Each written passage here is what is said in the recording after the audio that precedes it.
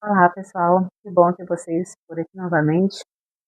Hoje eu venho falar sobre o abuso que eu sofri na infância.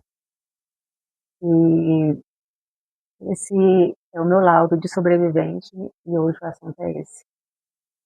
Muita gente fala em verdade, mas quando a verdade dói e expõe quem tem o poder de manipulação, a família prefere escolher o lado do agressor. Isso aí você pode ter certeza.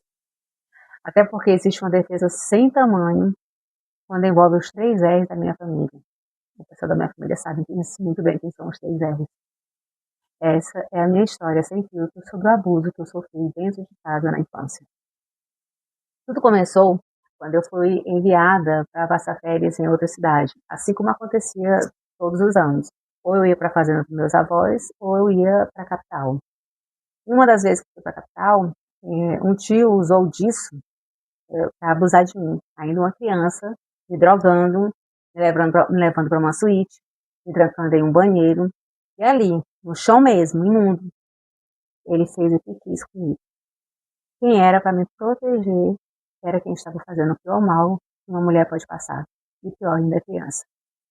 Hoje, ao lembrar disso, eu sinto um nojo tão grande, que eu infelizmente sentia tudo, mas eu não conseguia reagir, eu não conseguia nem abrir os olhos. No dia seguinte, quando eu saí daquela sensação de dopada, eu contei pra todo mundo. Eu não me calei, não, eu contei. E sabe o que aconteceu? Nada. Eu fui tratada como uma louca e mandaram até de volta para a Imperatriz. Ninguém acreditou em mim. Até minha mãe só veio acreditar nisso muito tempo depois, quando viu que esse trauma ainda hoje é tratado no CAPS. Mas ela continuava conversando com ele antes. Ela ia na casa dele, eu era obrigada a conviver com ele.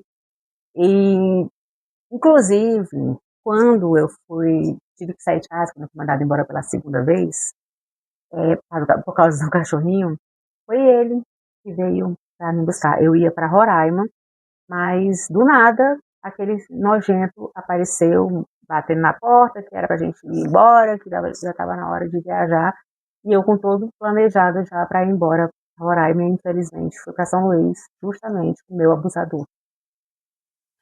É, Por isso que muitas vezes eu entendo quando as vítimas se calam, porque não adianta contar dos abusos sofridos, então as pessoas acabam se calando.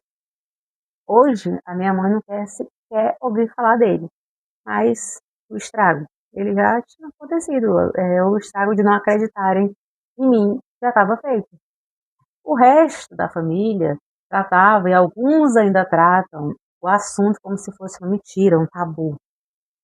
Primas que estavam lá na hora, batiam na porta do banheiro, pedindo para poder abrir, porque criança, era todas as crianças sem entender o porquê que eu estava aí naquela situação, porque que eu fui levada no colo, do banheiro. Então elas ficavam batendo na porta e eu me lembro que ele brigou e elas saíram. Mas hoje elas fingem que não lembram direito para não comprometer ele, né? E eu não sou a única que tem o privilégio de ser exclusiva nesse tipo de história de maldades na família, não. Esse mesmo padrão de manipulação acontece com outras pessoas da família. Em tem alguns anos, e outra pessoa próxima da família também foi severamente prejudicada por eles, pelos os três R's, né? Já foi severamente prejudicada mesmo, ao ponto de parar numa delegacia e quase ser presa por tentativa de homicídio. Acreditem nisso, sendo que não houve nada. Ou o que houve foi uma discussão, um entrever, um segura-mão, mas mesmo com imagens óbvias, com a câmera de segurança, ela ainda passou por isso. No fim das contas, essa tal família é só a panelinha deles. Então, desse jeito. Mas voltemos para mim. Quando eu criei coragem, algum tempo atrás também, postei no Facebook, o inferno se abriu, uma pessoa da minha própria família, porque eu tinha muita consideração, mandou eu apagar o post, perguntando o que eu ia ganhar com aquilo, defendendo o trabalho dele, inclusive com crianças. Como se a reputação dele importasse mais do que a vida de uma criança. Ele destruiu e que o trauma me faz mal até hoje. Então, eu apaguei o post mas apaguei porque na verdade, eu não sei.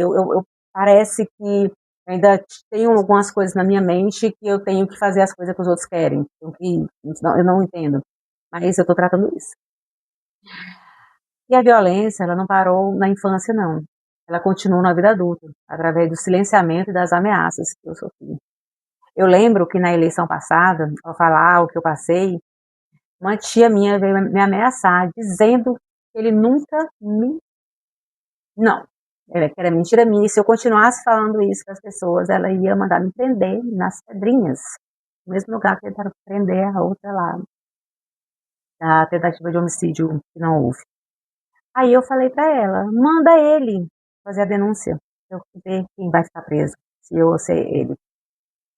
Então é sobre isso, é sobre ser violentada várias vezes, não só pelo agressor, mas pela rede de proteção da própria família, que prefere proteger um abusador do que encarar a realidade. O que importa para eles não é a justiça, é o que vão achar na rua.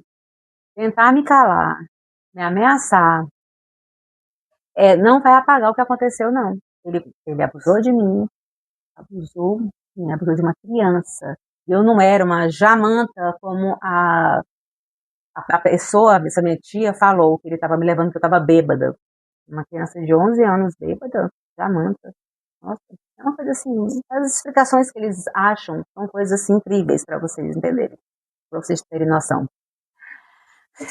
Tudo isso me causou uma marca, uma preocupação tão grande que eu sou capaz de fazer qualquer coisa se eu souber que algum familiar meu, alguma criança da minha família passar por qualquer tipo de abuso, seja psicológico ou físico. Eu sou capaz de fazer uma loucura. Isso eu tenho certeza. Se qualquer adulto chegar perto com qualquer maldade, eu sou capaz de fazer o pior. Então, eu só quero dizer para todos vocês, eu sempre acredito na vítima. Acredito sim. Eu jamais vou acreditar no agressor. Então, esse é o vídeo de hoje. Se você gostou, curte, compartilha com alguém que você acha que está precisando ouvir isso, achando que passou por isso sozinho, que precisa escutar. Porque aqui vai ser sempre assim, a verdade nua e crua. Doa quem doer.